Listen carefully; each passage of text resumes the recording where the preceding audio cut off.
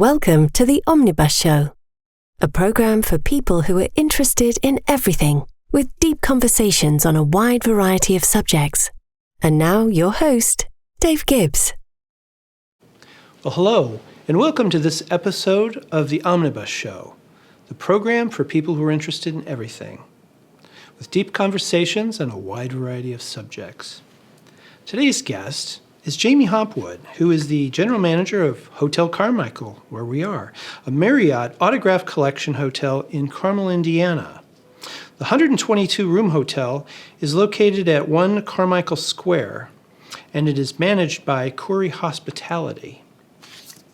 Jamie, it's great to have you here today. Well, thank you. I'm glad to be here. Well, thank you so much.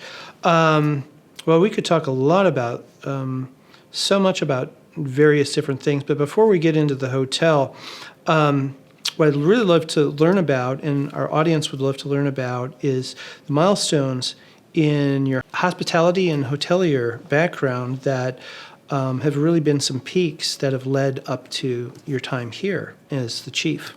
Excellent. Well, I think, when you think about a hospitality career, really it starts at the roots.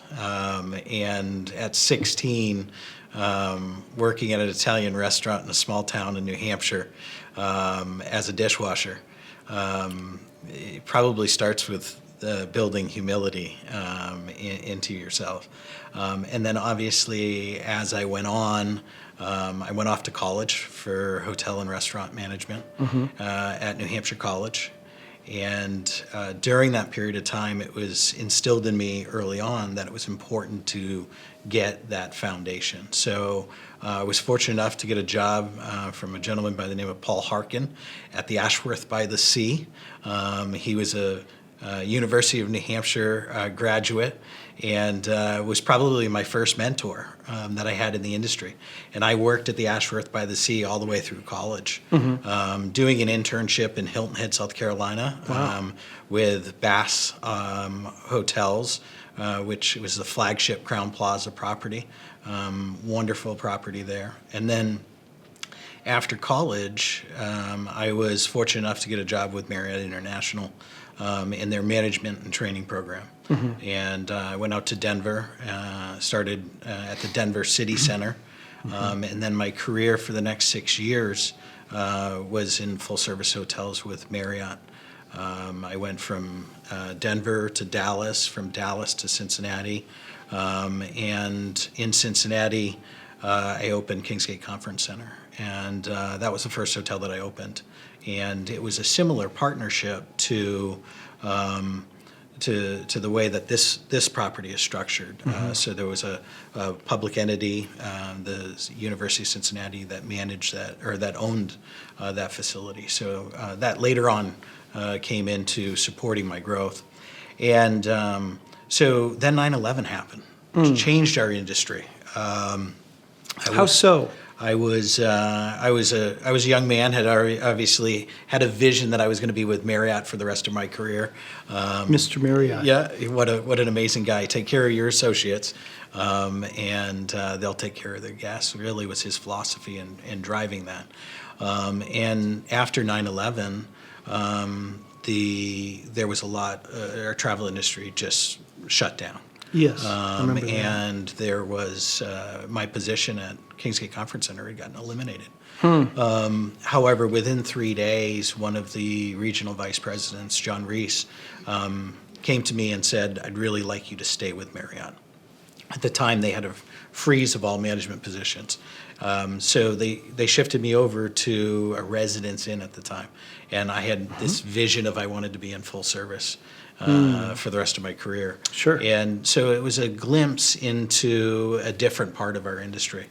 So I did that, and within a short period of time, they had me doing task force and as an acting GM for properties that they had let the GM go. So that was the flip of the switch to be where I became a fixer. And Gotcha. to start to fix hotels. So then I went out to Colorado and joined Rock Resorts and Vail Resorts Lodging, a relationship that I had made early on in my career with Marriott. Linda McGill, who was very instrumental as another mentor, she had left Marriott And I had thought that she would always be with Marriott. Sure. And so we went out and had experienced Beaver Creek and all the amazingness of that location. And within because that's kind of the hospitality, isn't it? Really, sort of one of the main center places. Yeah, Vail Beaver Creek is just such a special place. Beaver Creek was designed. A lot of ski resorts. You have the town that comes first, and then the ski resort, and they're kind of up on the hill over there. Disconnected, yeah. And Beaver Creek was a purpose-built resort. Sort of a village resort. Yeah, so it was really, really pretty special. And I had the opportunity to manage 3 high-end boutique hotels out there. That's fabulous. The Inn at Beaver Creek, which is now the Osprey, right at the bottom of Chair 12. And I was the director of rooms at the Pines Lodge, Nice. which is another beautiful resort. When I was there, we were recognized by Condé Nast Travel as one of the top resorts in the United States.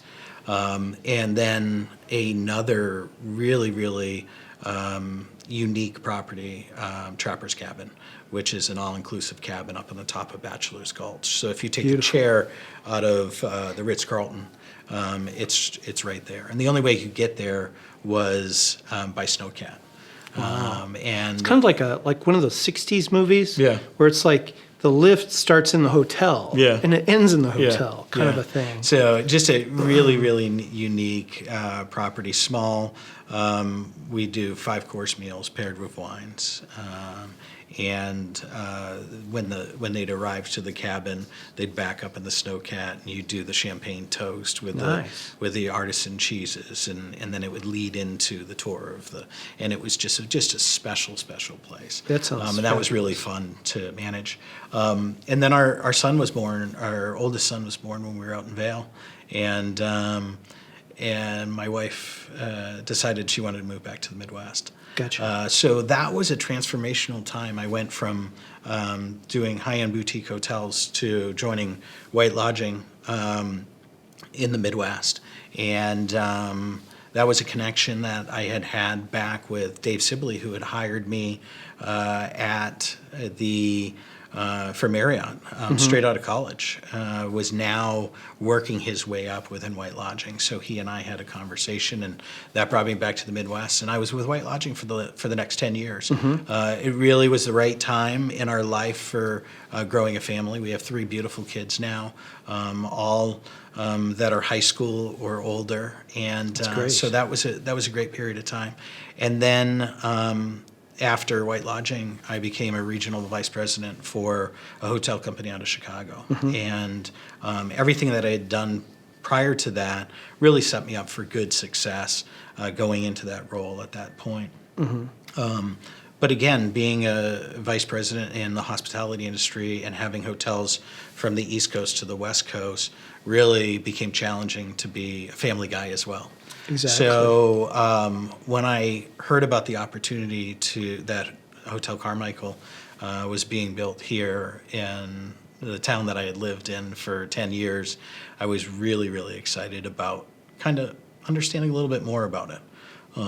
So I picked up the phone and called Tad Strichter, who was the vice president with Coury Hospitality, and he and I had worked together when we were with White Lodging.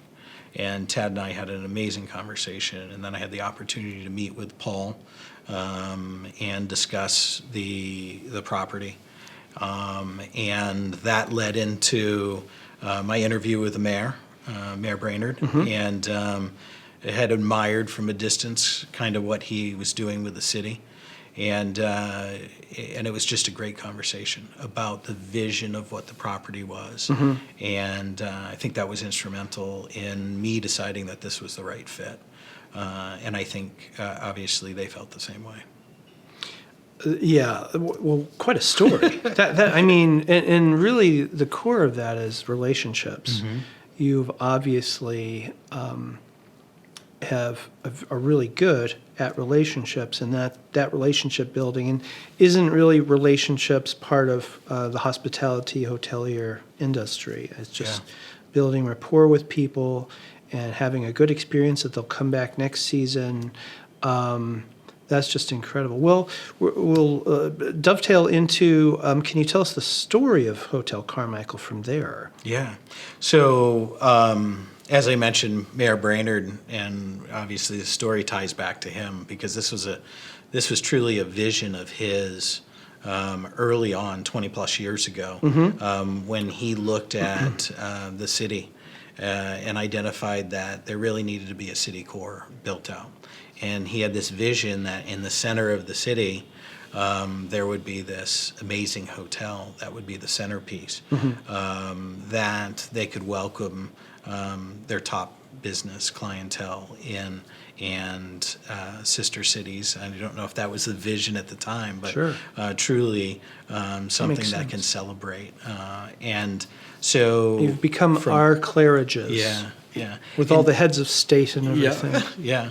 And so in addition to that, obviously the Palladium was the first gem that was built 10 plus years ago, as part of that too. So the Palladium comes and the relationship with Michael Feinstein's established because of what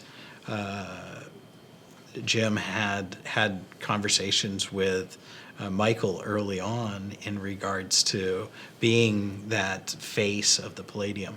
So that relationship, as we talk about the importance of relationships, ties back into the story of Feinstein's in the hotel Feinstein's at Hotel Carmichael, was an addition to that relationship that was already built. And it's great because you've got people, if they come into town for the show or come to see their family, all they have to do is walk across the courtyard, and there you are, and then come back here for a nightcap and then go to bed. Yeah. So then when you look at the design of the hotel and really focused on architecture from the 1920s to the 1950s and how that ties into the Great American Songbook and that era.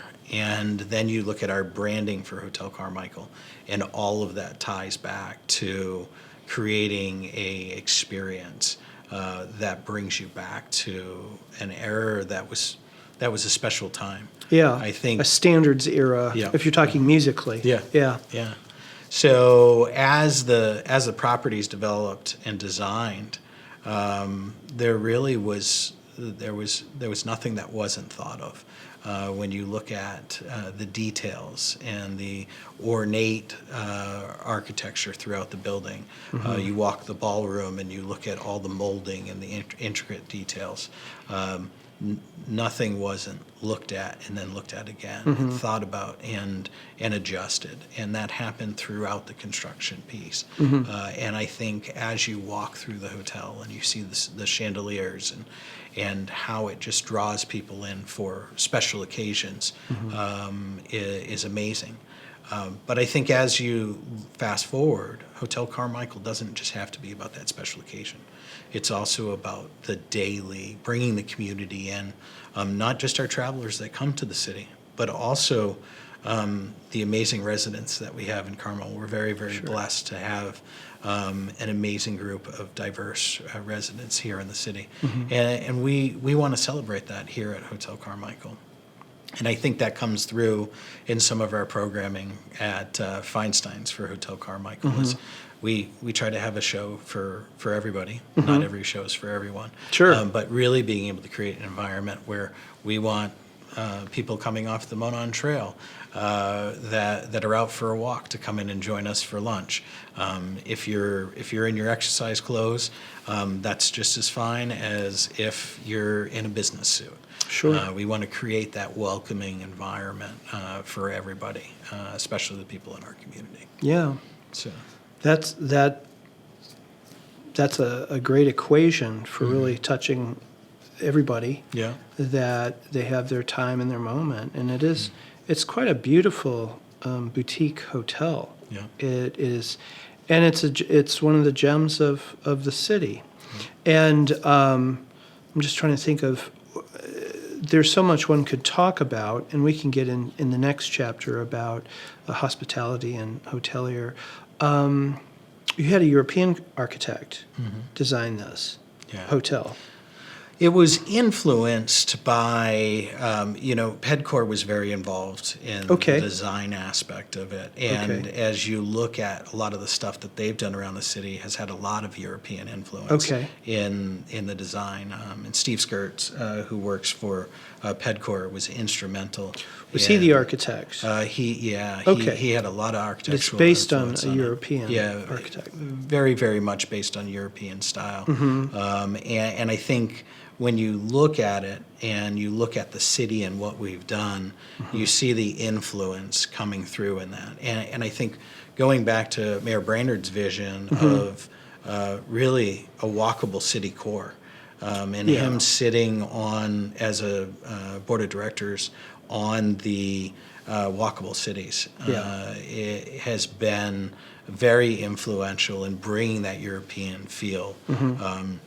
And when you drive through Midtown, which is in Vail, Colorado. Midtown. Sure. I've done that too because I've lived so many places along the boulevard. Along the boulevard, you just get the tight, narrow European roadways. Oh, it's great. Which isn't always great for deliveries if you if you're accepting deliveries, but as a design for a city that's special and just has a unique feel to it. And it's fun to have those conversations with the guests that have never been to Carmel before. And didn't realize what they were going to experience. And when I see them walk away, I think about the amazing things that we're doing as a city, and then think about the conversations that are going to happen when they get home to where they are about how special it is. And not everybody has that experience and can share that. I think to the day that we had our Marriott trainers in here for the first time, and obviously, there was a lot of moving parts and really a lot going on. But that morning, back to relationships, I went into the meeting room to check on the trainers and if they got a good night's rest. And it was our first guest that we had in the hotel. If they got a good night's rest, how their evening was. And there was just this giddy laughter when I said, "How was everything?" And one of the trainers spoke up and said, "It was funny, last night we were walking down to the restaurant that you had recommended downtown, and there was people walking on the trail, and they had their dogs, and everybody was smiling, and the dogs were even smiling, and we looked up, and there's nobody out on these balconies, and we were like, these are all just planted people. They don't really live here." And I kind of giggled and laughed. Right? And as soon as we made that comment, all of a sudden a lady came out on her balcony with a glass of wine and sat down. And then all of a sudden a gentleman came out. And then there was other people coming out on the balcony. And they just felt like it was such an amazing experience that they didn't feel like it was real. And I think that's something that we're so fortunate to have here at Hotel Carmichael too, because that's part of that experience. That's really unique from that standpoint. Well, as I've said to others and to you as well, is that this period of time, now I'm being the Chamber of Commerce, aren't I?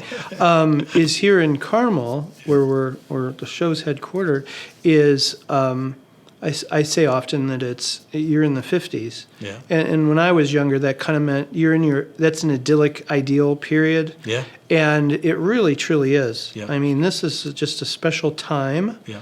And of course, there's all these listings, usually the top one is always, the people that own the Star,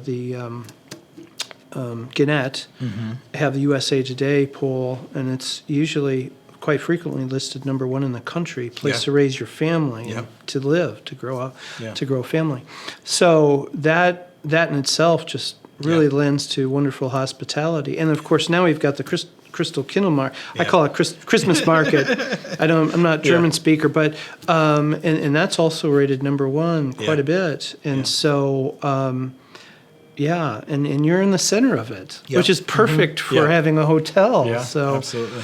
But, well, we'll come back and talk in Chapter 2 further about the hotel Yeah. and hospitality. One other thing, when we were opening the hotel, I think that was really, really unique, was every autograph collection has to identify what their mark is, because every autograph collection hotel is an identity. unique in Yeah. itself. It has its own brand. And ours was so easy to really be able to define and articulate because of the design of the hotel and the connection to music and the connection to the Great American Songbook Sure. and the connection to that era of the 1920s to the 1950s. So it only made sense when we sat down and we had to define what is that one singular moment that defines Hotel Carmichael of what it is. And every day at 4 o'clock, we do a champagne toast, and we toast to somebody that influenced the Great American Songbook.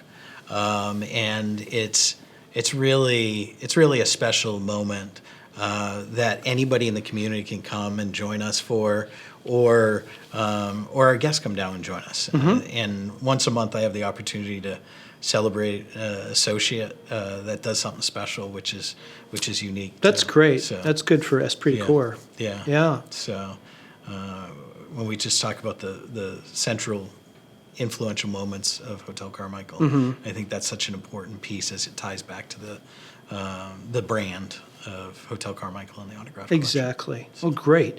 And I look forward to Chapter 2. Yeah. This is great.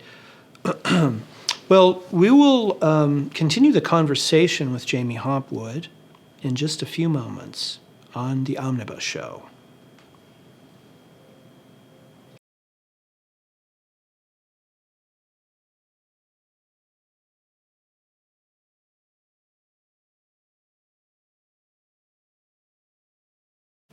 Hello and welcome back to Chapter 2 of the Omnibus Show. We're speaking with Jamie Hopwood today, the General Manager of Hotel Carmichael, a Marriott Autograph Collection hotel in Carmel, Indiana. Jamie, I was just curious, you have some, in addition to the hotel, you've got some event places, namely the restaurant. You do have a ballroom up there, and you've got Feinstein's, where we're shooting the show today. Can you just give us a few bullet points on these, what makes them special as part of the boutique hotel?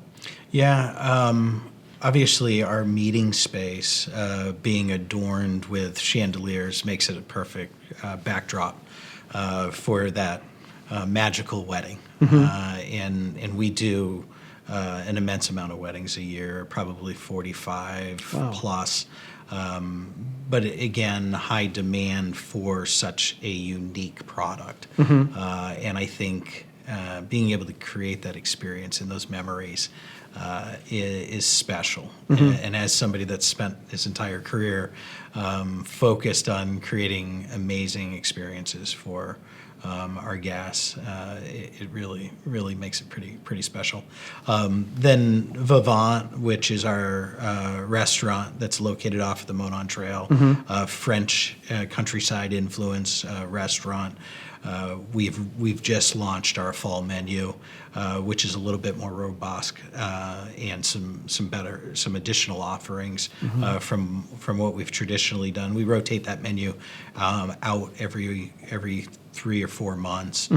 So usually about 4 rotations a year, sometimes 3, depending on how the seasonality is of that. And very, very much tied back to farm to table, but you can't really do farm to table in Indiana because we don't have crops year round.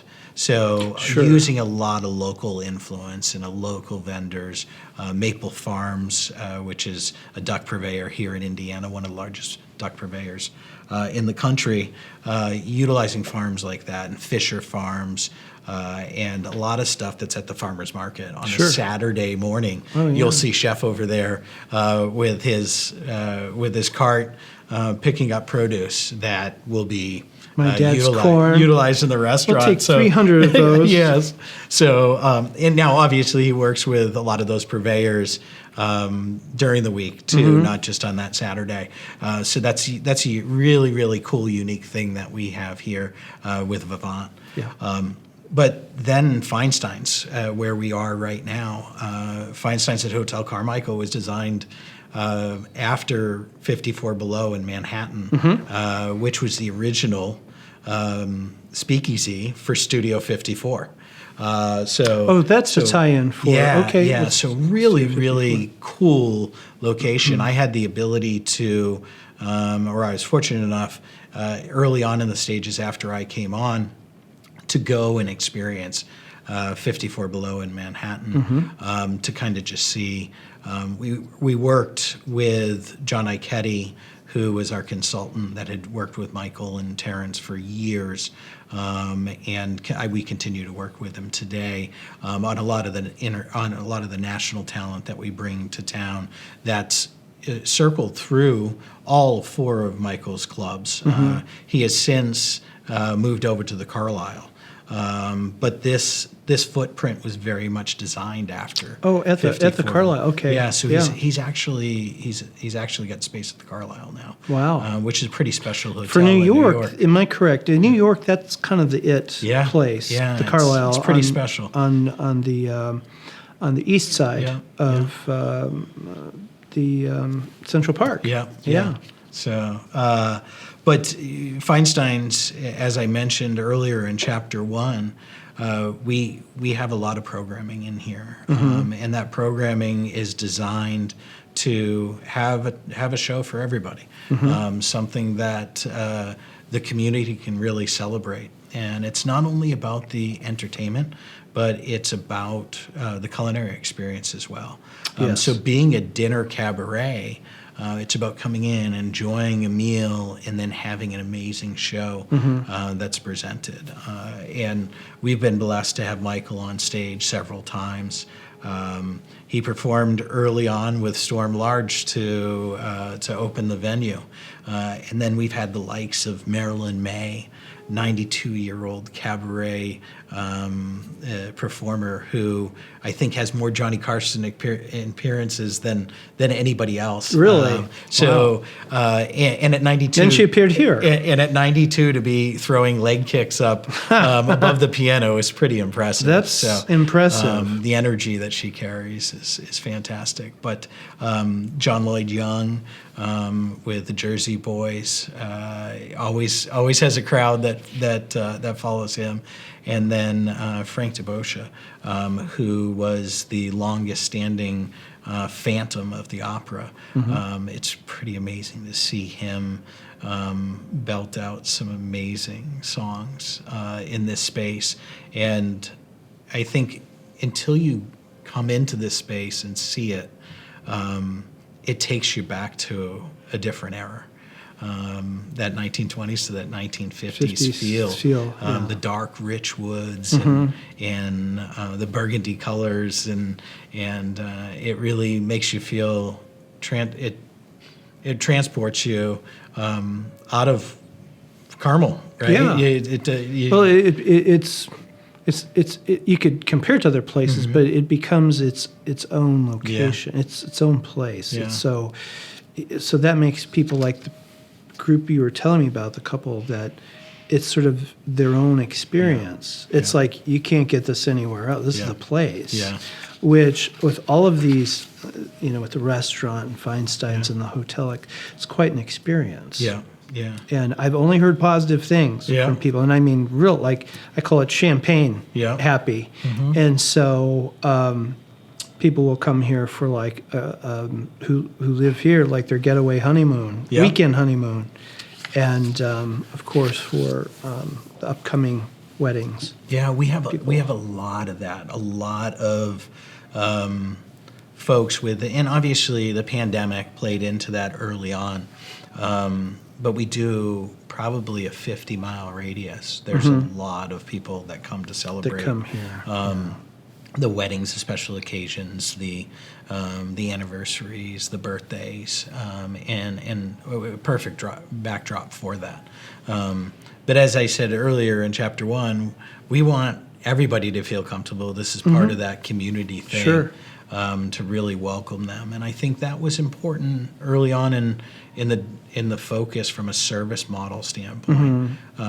We don't want it to be that stuffy experience. We want it to be an approachable Midwest Hoosier hospitality component that really drives an experience for the guests. Well, that's amazing. Well, and one thing go ahead. One thing I want to mention, probably one of my favorite moments here at Hotel Carmichael was the day that there was a 12-year-old girl celebrating her birthday. And we played a song for her up in the Adagio, the bar up there. We sang Happy Birthday on the Spirio Steinway and Sons piano. And her mother said, "Oh, she sings as well." And so we took her down here into Feinstein's and allowed her to go up on stage. And that's fun. One of our staff members played the piano and she sang. And it was one of those moments that she'll remember for the rest of her life. So being able to create those moments for our guests is really, really a special thing. Now you're opening it up for all the Disney type of experience. All the moms will want to come here with their little girls and boys and sing at the piano. We'll do our best to create unique and individual experiences for all of our guests. Well, it is just all these stories are fabulous, and your history and the way you've gone from doing dishes to running a hotel is just. That's putting in the time and really getting in the life experience, and that makes a difference with someone who's able to connect with all people on all levels. And that's one thing my father taught me about operations is that you get to know everybody. And that's very, very critical. Well, moving into more of the educational learning part of this is, can you tell us about a little bit about the success in some successful ideas or your recommendations for those who want to go into being a hotelier or into hospitality? And particularly also general manager, since you're the chief. Not to take over the position of how. No, absolutely. There's enough to go around. We have to build the foundation for the future, especially in our industry, and I think that has to be present within the hotel at all levels. So I very, very much believe in a leadership type of style rather than a dictatorship or a management type of style. Sure. And again, that comes back to relationships. It comes back to trust. How quick can you build trust? And I think about the mentors that I've had in my life that have helped guide who I am today. And I think that is the foundation that I would tell any young individual to make sure that they're very selective in regards to who they look for mentorships, who they look for guidance from. And I think that is the foundation for what I did early on. And I really looked for those people that could help move me forward and really lift me up and give me the guidance. I think the other thing is it's crucial that for people getting into the industry, the educational piece is important, right? Oh, yeah. So in Indiana, we have Purdue, we have Ball State, and we have IU that all have great programs, and then Ivy Tech, the culinary program down here in Indianapolis is quite strong. Come from there. And Jason he started came from there. Yeah. And some great mentors and leaders in each one of those organizations. I had a lot of success with people out of the Purdue campus in Northwest as well, which is up in Hammond. And it's really building those relationships with those. I just had my human resources manager and a couple other managers attend the Purdue job fair and the Ball State job fair and really build those relationships. And But I think more importantly than just that education, it's getting that experience in the industry too. So if the young folks that are out there want to work their way into a general manager role, I think it's important to understand those tasks within the hotel. Find a hotel that you can get some front desk experience at, some serving experience, some experience in banquets. All of that was part of what I wanted to make sure that I had before I graduated, so that when I went into the hospitality industry, I understood, I want to take the rooms route for the first 4 years, and then I want to move over to food and beverage. And again, part of my driving factor was I had a passion for the culinary side. Of course. I have a passion for culinary side too. Is that the eating side or the cooking side? That's the eating side. Okay. But I like cooking too, but that's the joke. No, it's one, as you can see, I enjoy the eating part of it too. Me too. But it's one of those things where make sure that you have the passion Yes. to really want to take care of people and mentor people and drive people, because I think that is the most important part of our industry, is creating those experiences. And it's really through those relationships, that speed to trust, and that ability to mentor others that's so crucial. Have a passion for numbers too. Of course, at the end of the day, you're in business, and numbers is an important piece of business. But sure. I think when you focus on the people piece and the relationship piece, the sales piece comes, right? Yeah, it becomes natural. a natural thing rather than a forced sales component. And I think that's when you're able to build long-term customers, just not customers that are coming in for one experience, and then you have to find a replacement for them for that next year. Because as you're able to build those relationships, they're going to come back. They're going to refer people, and that's how you become successful. And, it is. And for a long time, I became a fixer. I would go into a hotel, I would put processes and procedures in place, build that foundation, and then I would move on to the next thing, to go fix another hotel. So you've just added a new meaning to putting in the fix. Yeah. and so that in itself gets exhausting, but it's because you're always trying to rebuild that relationship. And I think that's where early on I understood the importance of that speed to trust and that relationship component. It's tending the crops, isn't it? Yeah. It really is. Yeah. Well, you're taking Hoosier hospitality to a new level, and that's good for everybody. Yeah. Well, to conclude, thank you very much on just enlightening us on your wisdom on how to pursue that process, because there's many people who are in that industry and who are really interested in that. Because working with people can be a great thing. It can be challenging sometimes, but when you have a great system, it's just everybody wants to be there. Yeah. Events. Can you tell us about upcoming events to close? What's coming up in here in this season, and anything that you'd like to tell us about? Yeah, so we're really excited actually for the holiday season as we start to roll into the market opening up, the Chris Grindle Market. We'll probably see over 300,000 people through that market, so it's an exciting time. We have some igloo experiences that will be out along the Monon Trail. Two of the igloos will be more of a casual set environment with a curated menu for that space. Nice. That is focused on some bourbon drinks. We've just started a new partnership with New Rift, where we selected a single bourbon barrel that is unique just for Hotel Carmichael. So we're excited to highlight that up in Adagio.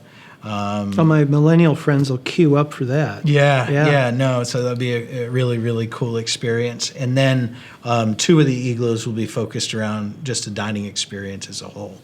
We've had a lot of success with that in the past. Very, very unique location along the Monon Trail. The market right there. And we anticipate that those will be quite busy this holiday season.